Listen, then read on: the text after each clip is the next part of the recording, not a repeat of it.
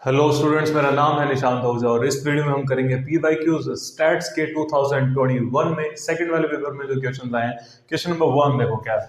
Summation x आई हमें दिया है 110, एक्स आई स्क्वायर दिया 1540, हमें निकालना है वेरिएंस। वेरिएंस का फॉर्मूला हमें आता है summation x square by n minus summation x by n का स्क्वायर, या फिर यहाँ पे हम लिख सकते हैं क्या, मीन। कुछ लोग मीन भी लिखते हैं, लेकिन हमें क्या चाहिए, समीशन वाली फॉर्म में चाहिए, तो हमने ये वाला फॉर्मूला यूज कर लिया।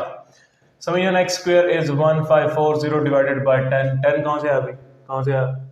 यहाँ पे लिखा हुआ है 0 1 से लेके 10, 1 से लेके 10, इनका जब सम बोला जा रहा है। तो अब बात करते हैं समीशन एक्स मतलब सम।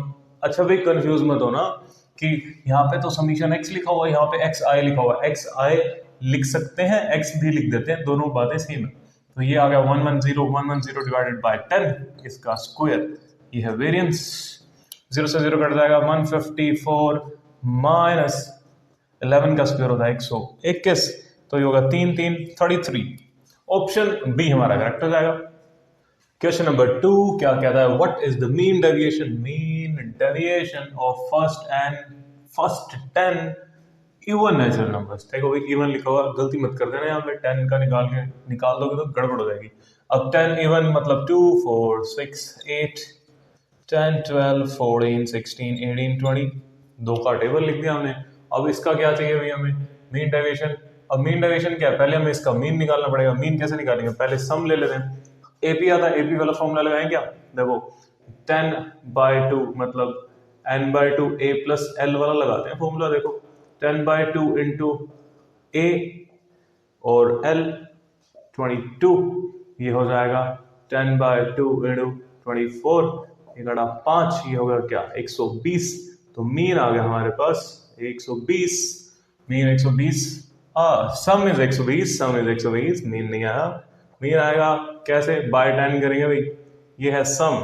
अब सम बाय टोटल नंबर्स लेते हैं तो मीन आता है 120 बाय n कितना है 10, तो ये आ जाएगा 12। तो मीन आ गया भाई 12, और मीन डेविएशन चाहिए हमें। ये हमारे पास एक्स आई है, एक्स आई माइनस एक्स बार का मॉड्यूलस, 2 में से 12 गए 10 8, फिर ये कितना हो जाएगा 6 4 2 0 2 4 6 8। अब इसको ऐड कर लेंगे भाई। अब ये क्या बन गया, 2 4 6 6 12 12 और 8 हो गया 20। ये भी हो जाएगा 20 20 और ये 10 50। सम इज 50। फॉर्मूला क्या होता है, समीशन एक्स आई माइनस एक्स बार का मॉडुलस डिवाइडेड बाय एन, ये होता है मीन डेविएशन का फॉर्मूला। ये कितना है 50 divided by total number of terms is 10, काटा काटा काटा 5। ऑप्शन कौन सा करेक्ट हो जाएगा भाई, ये करेक्ट हो जाएगा। Question number 3, the harmonic mean of 60 and x is 48. What is the value of x? Harmonic mean का फॉर्मूला होता है n over 1 by x1 plus 1 by x2 1 by xn। दो टर्म्स है x1 x2। 60x harmonic mean कितना दे रखा है 48, ये बराबर हो जाएगा n number of terms, 2 by 1 by 60 plus 1 by x। इसको सोल्व करने पे हमें मिल जाएगी हमारी x की वैल्यू। क्रॉस मल्टीप्लाई करने से पहले इसको काटेंगे 24। अब मल्टीप्लाई कर देते हैं 24 by 60 plus 24 by x is equal to 1। 24 by x is equal to 1 minus 24 by 60। LCM लेके काट देते हैं 24 by x is equal to 60 काटा कितना होगा 36 by 60। इसको काट देते हैं 10 6 by 10 और काट देते हैं, यहाँ पे 4 आ जाएगा। x हमारे पास 10 इंटू 4 मतलब 40। ऑप्शन सी करेक्ट हो जाएगा। क्वेश्चन नंबर 4, हमें इसमें क्या निकालना है, g is the geometric mean of this series. इस सीरीज की जो ज्योमेट्रिक मीन है वो g है। g इनमें से किस रेंज में आता है, g ज्योमेट्रिक मीन है। ज्योमेट्रिक मीन का फॉर्मूला हमें आता है x1 into x2 into xn, जितनी भी टर्म्स हैं उसको 1 by n कर दो, ये हमारे पास g होगा। टर्म्स कितनी है भाई 2 इंटू 2 की पावर 2 2 की पावर 3 2 की पावर 10 2 की पावर 10 1024 होता है, ठीक है भाई। इसकी पावर 1 by n मतलब 10। अब यहाँ पे क्या होगा 2 की पावर 1 प्लस 2 प्लस से लेके 10, इसकी पावर है 1 by 10। ये हमारे पास g, ये हमारे पास g सम कर देते हैं भाई, यहाँ पे नेचुरल नंबर्स का सम लग जाएगा 1 + 2 + n तक का सम होता है n × n + 1/2, या फिर एपी लगा लो, एपी का सम लगा लो तो भी यही चीज मिलने वाली है। g is equal to n × n + 1/2 10 × 11/2, ये है 2 की पावर इतना और इसकी पावर 1/10, पावर की पावर हो जाती है मल्टीप्लाई, तो g इज इक्वल टू 2 की पावर 10 × 11/2 × 1/10, 10 से 10 कट गया, g की power g is equal to 2 to the power 5.5। अब देखो 2 की पावर 5 कितना होता है, 2 की पावर 5 होता है 32, 2 की पावर 6 होता है 64। अब 2 की पावर 5.5 32 और 64 के बीच में आएगा, बहुत बढ़िया, ऑप्शन सी हमारा करेक्ट हो जाएगा। Question number 5. The mean of 10 observation is 5.5. Each observation is multiplied by 4 and subtracted from 44. What is the new mean? अरे भाई हमें मीन की प्रॉपर्टीज पता है, क्या पता है, देखो भाई ये ऑब्जर्वेशन है और ये मीन है। हमने क्या किया, ऑब्जर्वेशन में 2 मल्टीप्लाई किया तो ये ऑटोमेटिकली मल्टीप्लाई हो जाएगा, ऑब्जर्वेशन में 5 माइनस किया तो मीन भी 5 माइनस हो जाएगा, मतलब जो चीज हम यहाँ पे करेंगे वो वाली चीज यहाँ पे होगी। बात समझ आई? बहुत बढ़िया। 10 ऑब्जर्वेशन है, ऑब्जर्वेशन का कुछ लेना देना नहीं है।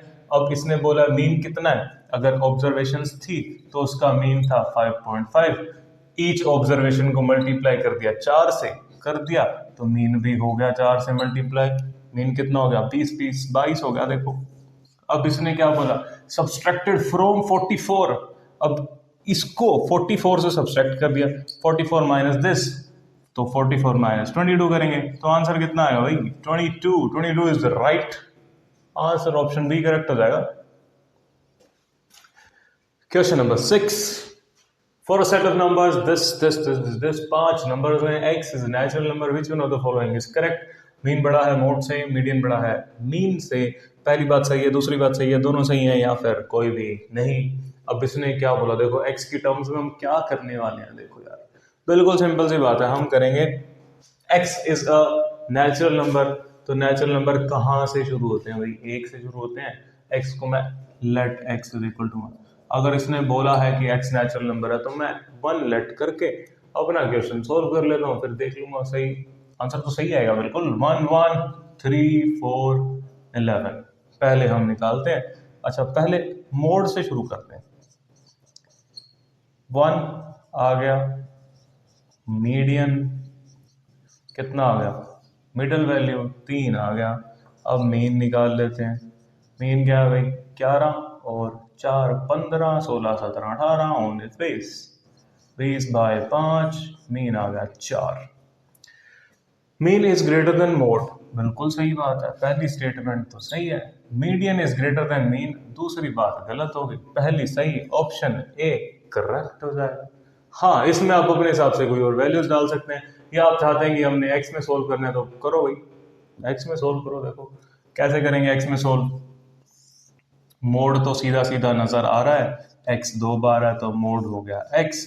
अब मीडियन की बात करेंगे, मीडियन क्या हो जाएगा, मिडल वैल्यू x प्लस 2, ठीक है। अब मीन निकालेंगे, मीन क्या हो जाएगा x x x x x 5x plus 10 और 5 15 बाय 5 मतलब x प्लस 3, तो मीन सबसे बड़ा है, फिर है मीडियन, फिर है मोड, ये वाली चीजें हम यहाँ पे देख सकते हैं, ऑप्शन ए फिर से करेक्ट हो गया। ओके तो क्वेश्चन नंबर 7 क्या कहता है, what is the mean of the natural numbers is contained in the interval 15 से 64। ये डब्बे जो हैं वो क्या कह रहे हैं भाई, इंक्लूडिंग ब्रैकेट्स है भाई, इंक्लूडिंग ब्रैकेट्स मतलब 15 से 64 वाली सारी नेचुरल नंबर्स बोला है, तो हम क्या करेंगे, एक एक का डिफरेंस होता है नेचुरल नंबर्स में, इसका हमें सम चाहिए। और इससे पहले हमें ये तो पता चल गया कि इसमें हम एपी लगा के सम लगा सकते हैं और नेचुरल नंबर्स का फॉर्मूला भी लगा सकते हैं, कुछ भी लगा सकते हैं। सम निकालना है मेन, तो हमें सम ओवर डॉट नंबर्स एपी लगा देते हैं। देखो 15 16 से स्टार्ट हो रहा है तो फर्स्ट टर्म हमारे पास 15 हो जाएगी, कॉमन डिफरेंस 1 हो जाएगा। नंबर ऑफ टर्म्स देखो कितनी हो जाएगी, टोटल 64 होती अगर ये, उसमें से हम 14 माइनस कर देते हैं, मतलब क्या 64 माइनस 14 तो n आ जाएगा 50। मतलब अगर हम सीरीज को लिखें 1 2 से लेके 64, यहाँ पे आएगा 14, यहाँ पे आएगा 15, ये हमने माइनस कर दिया, 14 टर्म्स हमने हटा दी, टोटल 64 में से n आ गया 50, n 50 आ गया। अब हम लगाएंगे सम वाला formula n/2 2a plus n minus 1 into D. किसी ने बोला कि मैं फॉर्मूला लगाना चाहता हूँ n/2 a प्लस l, जो भी लगाओगे आंसर सेम मिलेगा। n कितना है 50, 50 का है 2, एक a प्लस l लगा लेते हैं, 15 और 64, 15 प्लस 64, 50/2। अब इसको काटेंगे नहीं, 79 बन गया। अब ये तो आ गया सम सम सम सम सम सम बाय टोटल नंबर्स कितने हैं भाई 50, n इज 50 डिवाइडेड बाय 50। हमने काटा नहीं था, देखो फायदा हो गया, 50 से 50 कट गया, 79/2 देखो कितना होता है 2 2 2 3 6 2 9 18 और 0.5 39.5। ऑप्शन सी करेक्ट हो जाएगा। क्वेश्चन नंबर 8 देखो क्या कहता है भाई। 60 स्टूडेंट्स हैं जिनके कुछ नंबर आए हैं आउट ऑफ 75 किसी एक सब्जेक्ट में, बहुत बढ़िया। मार्क्स की इंटरवल्स है कि नंबर ऑफ स्टूडेंट्स को हम बोलते हैं फ्रीक्वेंसी, ये लिखा हुआ है फ्रीक्वेंसी, इसको हम क्लास इंटरवल्स कर देते हैं। अब हमें क्या चाहिए मीडियन चाहिए। 10 का सवाल है यार, बहुत बढ़िया। क्यूमुलेटिव फ्रीक्वेंसी बनाएंगे 4 9 20 26 31 39 9 9 18 48 और 6 हो जाएगा 54 58 60। देखो भाई इसने क्या बोला था, कितने बच्चे हैं 60 आ रहे हैं, बहुत बढ़िया, बिल्कुल सही किया हमने। n आ गया हमारे पास कितना 60। अब मीडियन का फॉर्मूला क्या होता है n/2 minus C F into H plus L. n/2 हो जाएगा 30, एक चीज हमें मिल गई 30 30 30। ये वाला इंटरवल हमारा फेवरेबल है, यहाँ से हमें मिलेगी लोअर लिमिट आ गई 35। ये है हमारी फ्रीक्वेंसी और ये हम सी एफ लेंगे, एक छोटे वाला सी एफ लेते हैं, जैसा ही प्रोसेस हमें पता है वही सारी वैल्यूज लगा देते हैं। 35 plus n/2 O by F भी होता है यार, भूल गया था मैं। n/2 is 30 minus C F 26 divided by frequency is 5 into H क्या होता है भाई क्लास विड्थ देखो क्या है 15 से 20। हमने बहुत सारे क्वेश्चंस किए होंगे जिसमें 10 आता है, हम जल्दी जल्दी 10 भी लगा देते हैं कई बार, तो 10 नहीं लगाएंगे, 5 आएगा। और ये हो गया 5 से 5 कट गया 35 plus 4 that implies 39। Option C हमारा करेक्ट हो जाएगा। क्वेश्चन नंबर 9 देखो क्या कहता है, वही वाला डाटा है हमारे पास और उसमें से हमें निकालना है मोड। हमें ये पता है ये फ्रीक्वेंसी है, ये क्लास इंटरवल है, हमें निकालना है मोड निकालने के लिए हाईएस्ट फ्रीक्वेंसी लेंगे, इसको बोलेंगे f1, ऊपर वाले को बोलेंगे f0, नीचे वाले को बोलेंगे f2। हाँ भी अगर आपको बच्चों अगर आपको एक डाउट है क्या कि अगर ये वाली फ्रीक्वेंसी हाईएस्ट हो जाएगी तो f0 क्या हो जाएगा, f0 0 ही हो जाएगा, ठीक है। अब इसमें क्या है f1 हमारे पास 11 और फॉर्मूला क्या है L plus f1 minus f note भी बोलते हैं इसको 2f1 minus f note minus f2 into h वही है हमारा क्लास विड्थ मतलब क्या, ये वाला फेवरेबल है हमारा, ये लाइन ये हो जाएगी lower limit. L is 25 plus f1 minus f note 11 minus 5 2 into 11 minus 5 minus 6 into 5, तो ये हो जाएगा 25 प्लस 6 बाय 22 में से 11 गए 11 into 5 that implies 25 plus 30 by 11, 25 plus 11 2 22, 80 आ गया 77 पे 30 फिर से आ गया 2 अप्रोक्सीमेटली, तो आंसर आ गया हमारे पास 27.72। ऑप्शन बी हमारा करेक्ट हो जाएगा। नेक्स्ट क्वेश्चन है हमारे पास, 2 regression lines are given as this. 2 regression lines हमें दे रखी हैं ये और ये, हमें बताना है which one of the following statement regression line of y on x दे रखा है, x on y दे रखा है। इसने बोला ये y on x है, ये x on y है, तो which one of the following is correct, पहली सही दूसरी सही या दोनों सही या कोई भी नहीं सही। हमें क्या पता, देखो 2 रिग्रेशन लाइंस होती हैं, हम क्या करते हैं एक से x की वैल्यू निकालते हैं, एक से y की वैल्यू निकालते हैं। अब इसने पहले से ही निकाल के दे दिया, हमने बस देखना है ये सही है या गलत।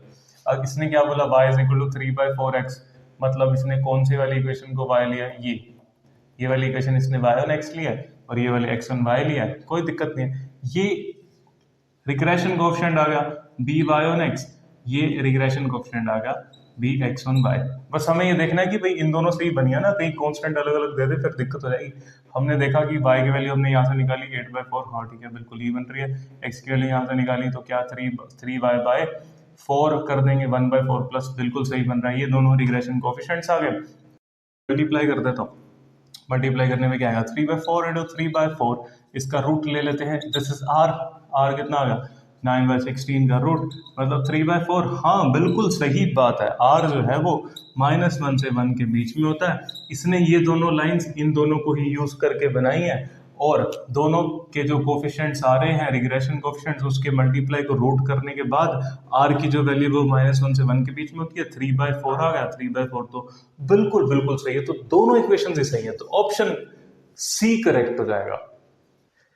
नेक्स्ट क्वेश्चन देखते हैं, इसी का ही पार्ट है। इसने क्या बोला, regression coefficient correlation, coefficient of correlation is 3/4। बिल्कुल सही बात है, ये अभी हम निकाल के आए, हमने y on x x on y line से कोएफिशिएंट ऑफ कोरिलेशन निकाल लिया, अब जो किया 3/4। अब हमें चाहिए means of x and y are 3 and 4, ये हमने चेक करना है ये दोनों हैं यार। अब हमें तो पता है मीन की प्रॉपर्टी क्या है, मीन की प्रॉपर्टी जो चीज x के साथ होगी वो उसके मीन के साथ होगी, जो चीज हम y के साथ करेंगे वो उसके मीन के साथ करेंगे। तो x और y की जो वैल्यूज हैं इस इक्वेशन से वही मीन की वैल्यूज है। देखो इसको हम सोल्व करेंगे, 3x - 4y + 8 is equal to 0। अच्छा इसने क्या बोला, हम चेक कर लेते हैं पहले ही। इसने बोला x का मीन 3 है और y का 4 है, वैल्यू पुट करके देख लेते हैं। 3 × 3 - 4 × 4 + 8, क्या ये 0 आता है? 9 - 16 + 8, ये क्या आ रहा है 9 8 और 16 17, 17 - 16 1 इज नॉट इक्वल टू 0। तो सीधा ही हम कह सकते हैं कि भाई ये जो बात इसने बोली है बिल्कुल गलत है, पहली बात सही है, तो ऑप्शन ए करेक्ट हो जाएगा। आपको अगर वैल्यूज निकालनी है तो आप क्या करेंगे, दोनों इक्वेशंस को लिखेंगे, एलिमिनेट करेंगे, 4y + 8 is equal to 0, 4x - 3y - 1 is equal to 0। इसको एलिमिनेट कर लेते हैं, देख लेते हैं। इसको मल्टीप्लाई करेंगे हम 4 से, इसको करेंगे 3 से, क्योंकि टारगेट हमारा है x। तो इक्वेशन 1 बनेगी 12x - 16y + 32 is equal to 0। इसको 3 से करेंगे, 12x - 9y - 3 is equal to 0, minus plus plus cut गया, ये कितना आ गया 7, माइनस का 7y + 35 is equal to 0, -7y is equal to -35, y is equal to -35 - 7, y आ जाएगा 5। इसने तो y 4 बोला हुआ है, तो यहां से भी बात हो गई। ऐसे भी कर सकते हैं, ऐसे भी कर सकते हैं, ठीक है। ओके तो नेक्स्ट क्वेश्चन है हमारे पास, क्या when the measure of central tendency is available in the form of mean, which one of the following is most reliable and accurate measure of variability? Variability की बात करेंगे तो इससे हमें एक ही टर्म याद आता है, वेरिएंस। वेरिएंस से क्या निकाल सकते हैं, स्टैंडर्ड डेविएशन। ऑप्शन में है क्या, बिल्कुल। अभी देखो एक्यूरेट मेजर है, इसलिए तो हम वेरिएबिलिटी के लिए वेरिएंस निकालते हैं और फिर या फिर हम स्टैंडर्ड डेविएशन निकालते हैं। तो ऑप्शन सी हमारा करेक्ट हो जाएगा।